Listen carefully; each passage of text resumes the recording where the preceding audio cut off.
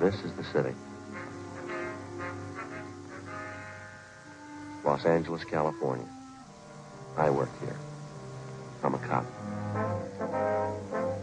It was Tuesday, April 27th. We were working the day watch out of Juvenile Division. My partner's Frank Smith. The boss is Captain Powers. My name's Friday. We got a call from one of the richest neighborhoods in the city. One of the residents reported a 10-year-old boy and his sister were going from door to door begging for food. We had to find out why.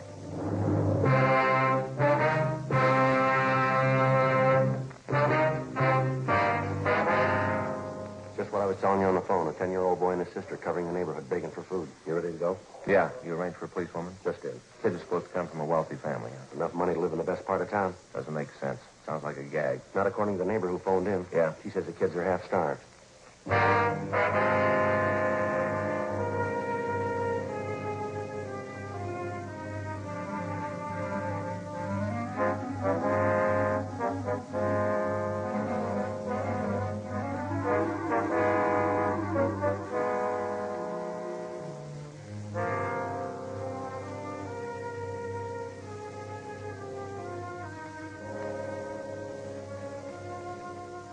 Frank and I drove out to a mansion in one of the wealthiest parts of town.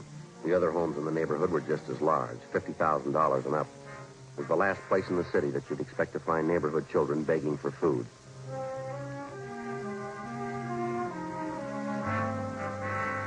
"3:20 p.m. We went around to the rear entrance of the mansion.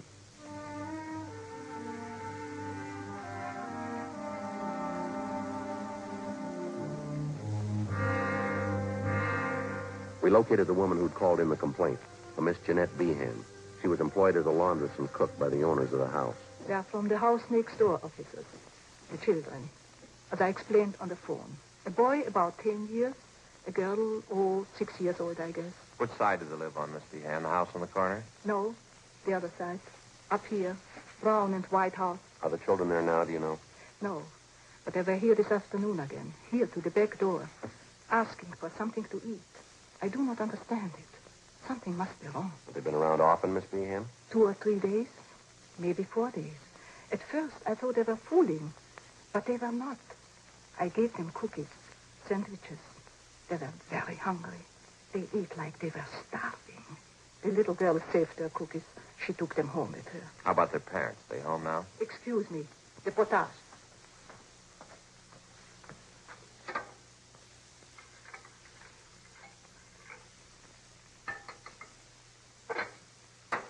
There.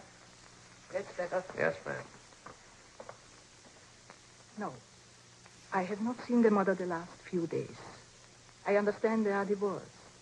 The mother, she lives there with the children. The father, I don't know. What's their name, do you know? Kessler. Madame, the woman I work for, she says there are 3 children in the Kessler family. I don't know. I only have seen 2 of them, the boy and the girl. I would go over and see what is wrong, but I do not know the Kesslers. It is not my place. That's why I called you, officer. Yes, ma'am, I see. You understand. I do not mind giving the children food.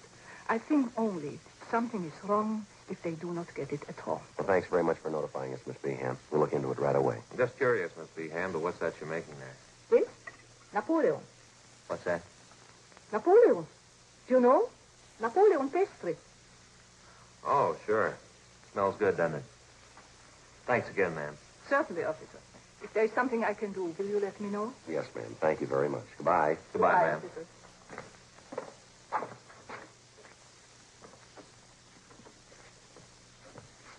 You know, it's funny, Joe. What's that? Those Spanish women make fine cooks, don't they? Spanish. You sounded Viennese to me. Oh, sure. French pastry.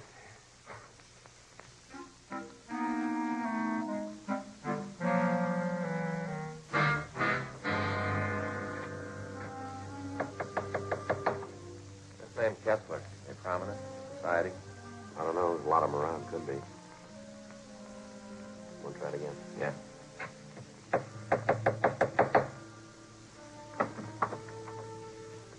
Yes, Your name Kessler? Yeah, I'm Richard. My mother's not home. Maybe you can come back tomorrow. We're police officers, son. I'd like to come in and talk to you if it'd be all right. Yeah, I guess that's all right. Would you come in, please? Thank you. Richard was polite, well-mannered. He told us he was 10 years old and that he attended the neighborhood grammar school. The house was cold and musty. Looked like it hadn't been cleaned in weeks.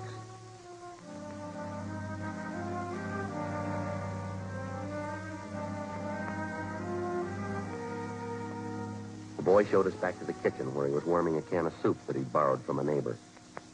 What do you want to talk to me about, officers? I haven't done anything wrong. We know that, son. We'd just like to find out how you've been getting along. Well, I've been getting along all right. I got 2 A's and 4 B's on my report card last month. Mm-hmm. Where's your sister, Dick? Judy? Oh, she's just down the street. She'll be back in a minute. Well, how about your mother? Where's she? Oh, she's out, too. She'll be back. When do you expect her, son? Pretty soon. She'll be coming back pretty soon. Now, your sister, Judy, she's younger than you are, isn't she, Dick? Yeah, she's 6. I'm 10. Any other grown-ups live here with you besides your mother? No, Mom takes care of us. She'll be coming back pretty soon. I'd like to have you tell us the truth on this, son. How long's she been gone? I don't know. It's probably important. It's taken her a long time. If you come back tomorrow, she'll probably be here. When's the last time you saw her, son? Son, how about it? A couple days ago. Well, this is Tuesday. You mean she left the house Sunday? No, last Friday night she went out. She said she'd be back. I don't know. Did she say where she was going, son? No, but her boyfriend was here, Larry. I don't know his last name. She went out with him to a party, I think. I don't know. She'll be back all right. Did she leave anyone to take care of you? No, we could take care of ourselves. Nobody fixed the cooking, though. Yeah, I better take a look at that soup. I'll get it, son. Has your mother ever gone off like this and left you before, son? Maybe once or twice. She never stayed away this long, though. What's the matter, son? Well, it's Johnny, officer. Johnny hasn't eaten very much. He must be hungry by now. I was fixing the soup for him. Where is Johnny? In the nursery. He's got a bad cold. Mom knew Johnny was sick. That's why I've been wondering. She hasn't been back yet. I don't think Johnny's feeling well. Well, how long has he had this cold, son? A couple days before Friday, before Mom left. Mm-hmm. How old is he? Oh, Johnny? He's just a little kid. He won't be 2 years old till July. I've been wondering about him. At first, he coughed a lot. I've been feeding him milk and potato chips, same as Judy and I have. I don't know. Mind if we take a look at him, son? Yeah, all right if you want.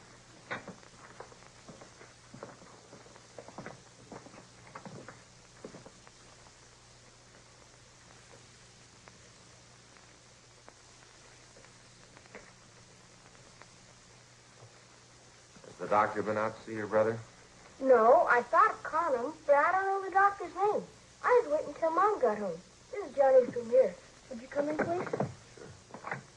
Look at the officers. That's my brother Johnny. It's cold in here. Yeah. Let's have a look here. Hi, Johnny. You hungry now? I think he's asleep, son. Sure.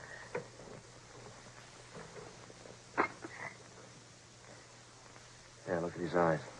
Yeah, better get an ambulance. Tell him to hurry. Right. What's the matter, officer? What about Johnny's eyes? He'll be all right, son. He's been acting awful quiet, hardly moving around at all.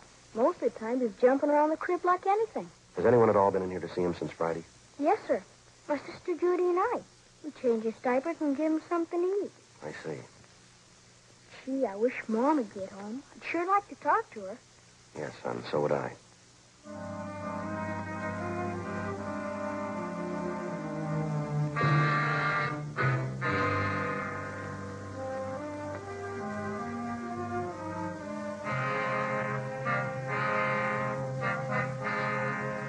"3:48 p.m. We put in a call to the office for a policewoman. Then we got in touch with Ray Pinker at the crime lab, and he sent out a man to photograph the condition of the Kessler home and the children. The ambulance arrived, and little Johnny Kessler was taken to the general hospital in a critical condition. The 22-month-old boy was in a coma.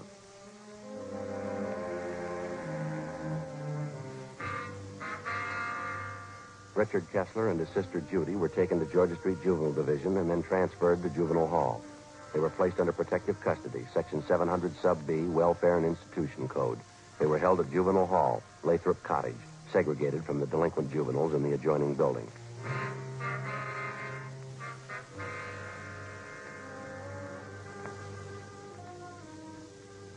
Richard and Judy were given a bath and something to eat. Judy was interrogated separately by a policewoman. Frank and I talked to the boy, Richard. After a few minutes, he broke down and admitted that his mother had gone off and left the children alone on at least a half a dozen occasions. He told us his parents were divorced. He rarely saw his father, but his mother had had 2 or 3 boyfriends at the house during the past year. He also told us that his mother drank quite a bit. But she's never been gone this long, officer. Maybe she's out somewhere and has no way to get home. We'll find her, all right, son. Don't you worry about it. Now, this boyfriend of your mother's son, his first name's Larry. Is that all you can tell us? Yes, sir. I don't know his last name.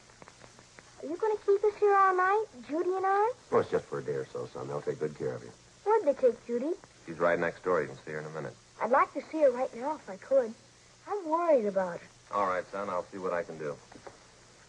Now about my brother Johnny. I'd like to take care of myself if I could. He gets pretty fussy around strangers. Well, they've got him over at the hospital, son. They'll take good care of him. You can count on that.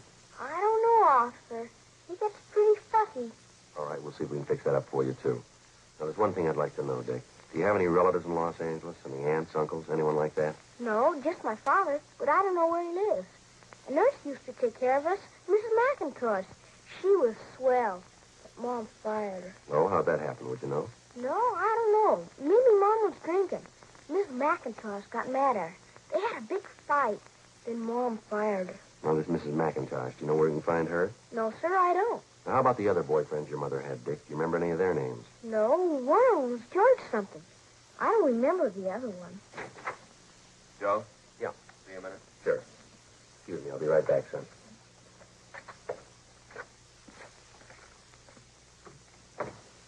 The hospital just called. It's a rotten shame.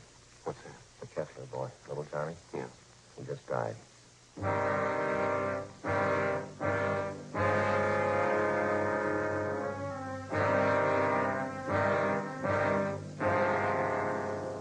John Albert Kessler, white male American, age 22 months. All the pertinent facts and data would be listed on the crime report. If and when the case was closed, the report would be filed away. Wouldn't be any different from 1,000 other dead body reports. The same size, the same color, the same number in the lower left-hand corner.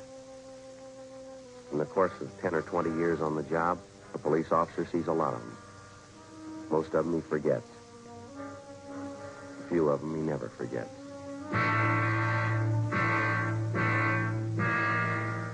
The next morning, the body was posted at the county morgue.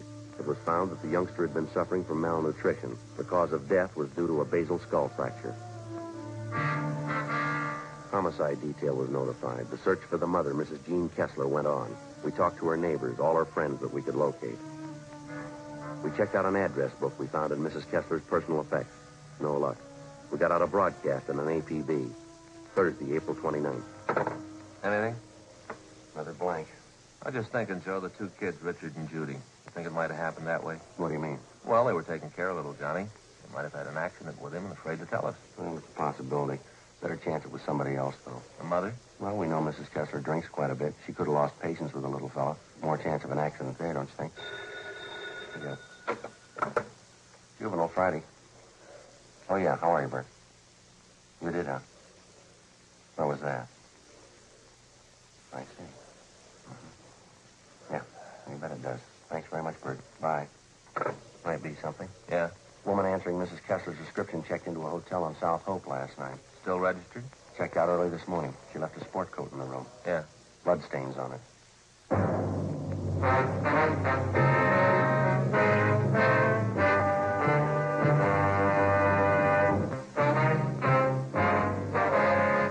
Friday, April 30th. We were still without a lead to the whereabouts of the missing mother, Mrs. Jean Kessler. The blood-stained coat which had been found in the South Hope Street Hotel was shown to Mrs. Kessler's friends. They identified it as belonging to the missing woman. We showed the coat to Mrs. Kessler's children, Richard and Judy. They recognized it as belonging to their mother. Routine investigation of the hotel room failed to uncover any further leads. We got out a supplementary APB, and then we started rechecking with the Kessler woman's friends and acquaintances. We found nothing. We inquired at a dozen taverns and cocktail lounges that she'd been known to frequent. No sign of her. No sign of her boyfriend. In rechecking her personal effects, we found a canceled check to their former nurse, a Mrs. McIntosh. The endorsement carried her address. We checked it out. She'd moved. We traced her to her forwarding address. There, we were told that she had a new job as a nursemaid with a family living in the Los Feliz district. We called there and talked to Mrs. McIntosh. She told us that she was just leaving the house with two of the children for an outing in Griffith Park. We made arrangements to meet with her there.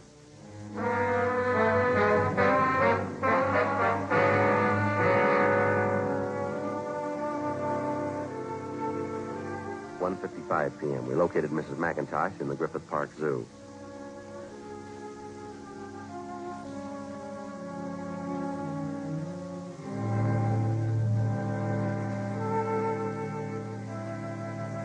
I read about it in the paper, Sergeant, about Johnny. I didn't know you wanted to talk to me. I would have called in if I did. We're still trying to locate the mother, Mrs. McIntosh. Can you help us out there? I don't know. Have you asked her those places she used to go to all the time, where she used to drink? Yes, ma'am, we have. They couldn't help us. Did you know any of Mrs. Kessler's boyfriends, the ones that came to the house? Yes, I knew all of them. Donald, don't you wander off now. Same for you, Patsy. Stay close. Now, the boy Richard was telling us about one of the boyfriends, ma'am. Name's Larry. Oh, yes. Donald, you heard what I said. Stay close. Yes, I knew that, Larry. Do you remember what his last name was, ma'am? Yes, Carpenter. Some kind of an actor in the movies, I think. Larry Carpenter. You know where he lives? No. I think he had an apartment in Hollywood. I wouldn't know the address. What kind of a man is this Carpenter? I mean, his temperament, things like that. Lazy. I don't know how much money Mrs. Kessler spent on him. Did the two of them ever argue? Did they ever have any fights, would you know? All the time. He had a terrible temper. Did he ever strike Miss Kessler? Oh, yes. I saw it happen several times. How did this Carpenter act toward the children, Mrs. McIntosh? Indifferent, I guess. They annoyed him sometimes. Lord only knows what happened after I left. And that was after you had the argument with Mrs. Kessler. Yes, it was about her drinking and her boyfriends and all the rest. I just got sick of it. I told her what I thought. She just wouldn't admit she was getting old. Not caring for the children, pretending she was still in her 20s. Do you have any idea where we might locate the father? Well, they're divorced, you know. He's a head salesman for a lumber concern downtown. He inherited most of his money. I have the name of the company at home. You can have it if you like. Thank you very much. We'd appreciate it. It's the children I feel sorry for, not her. Yes, ma'am. 3 beautiful children and the way she treated them. Poor Johnny. Poor baby. I just can't understand it. Ma'am? Johnny. I mean, to go off and desert a helpless baby, her own baby. What reason could she have to do that? I don't know, ma'am, but it better be a good one.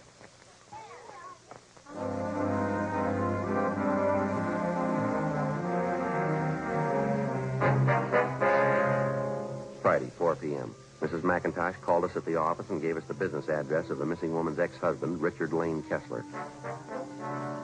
We went there to see him, but they told us that Kessler was away on a week's vacation. They had no idea where to contact him, but he was expected back in a few days.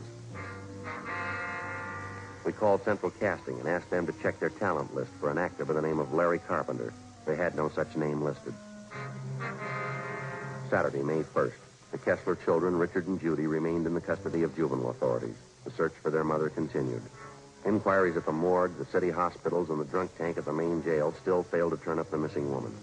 We checked again at the different places he used to patronize. No one had seen her. 4:30 p.m., we checked in at the office.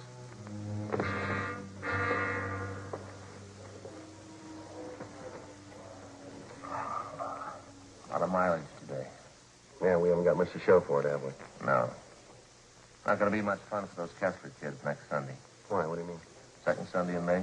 What about it? Mother's Day. Yeah. Thanks. Here's a good piece of news. What's that? Kessler woman's boyfriend, Larry Carpenter. Yes. Says he saw his name in some of the stories that broke in last night's papers. Doesn't want us to consider him a fugitive. Yeah. Says he'll be at his club all day today. Let's go. Says here not to disturb him unless we think it's important.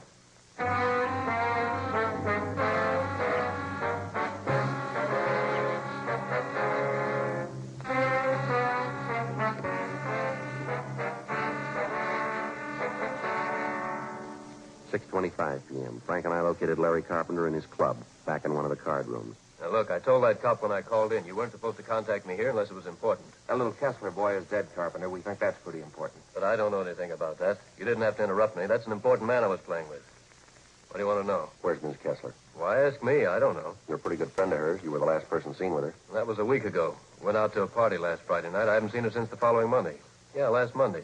I'm through with her anyway. What do you mean? Well, I got sick of her, that's all. Pawing all over me, asking me to marry her. I just got sick of her. It wasn't worth it. You took money from her? Yeah, a little bit to tide me over. She had plenty. Why not? Where'd you last see her? I can give you the address, but keep your voices down, will you? I wouldn't like this stuff to get around the club. Were you at another hotel with Mrs. Kessler last week? Yeah, on South Hope, around 9th Street, I think. That's where you found her coat, huh? What do you got to say about that? The bloodstains? Sure. Crazy dame. I told her I was through with her, and she tried to hit me with a bottle. Cut herself. I tell you, it just wasn't worth it, that's all. Yeah, well, I guess you can prove everything you're telling us, huh? Of course I can prove it. It's the truth. What about the little boy? How'd that happen? I didn't have anything to do with it. It wasn't my fault. How'd it happen? It was that Friday night, just before we left the house. The old lady and I were having a few drinks. She put the little kid to bed, but he wouldn't stay there. He kept getting out of bed and pestering us. All right, go on. She finally took the kid, gave him a good spanking, and threw him back in bed. I think he hit his head on one of the posts in the crib. Why didn't you do something about it? I told her, but she said it was nothing. It didn't matter. We got our coats and left, that's all. Kids were all right when we left. You mean all the times you and Mrs. Kessler went out, you knew those children were left alone in that house, huh? Yeah, well, she's the mother, not me. Now, look, I kept this game waiting long enough. Yeah, well, it's going to wait a little longer. Come on.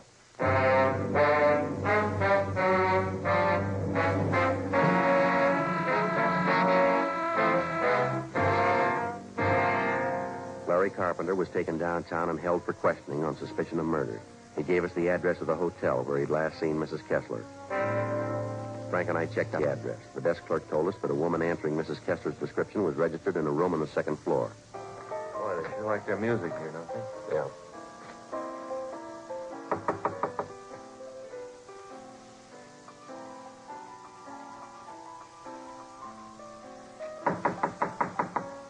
Who's there? Who is it?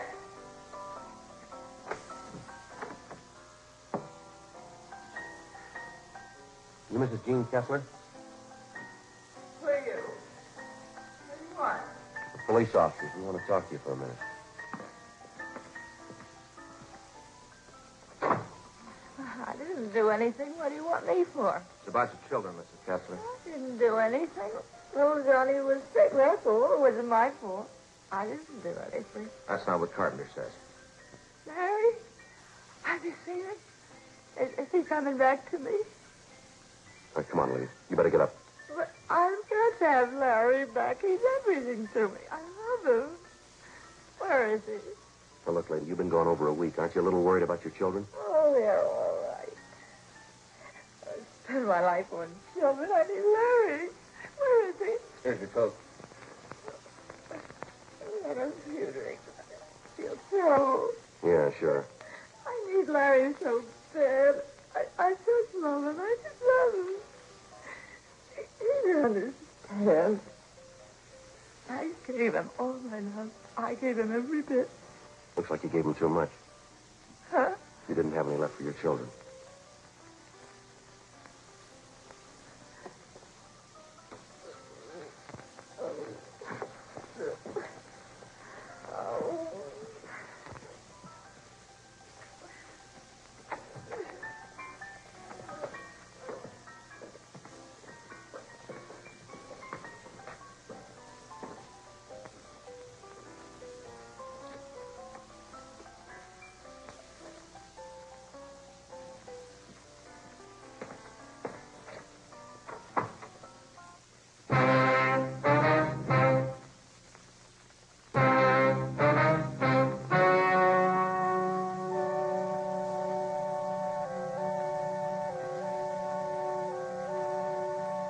On July 2nd, trial was held in Department 87, Superior Court of the State of California, in and for the County of Los Angeles.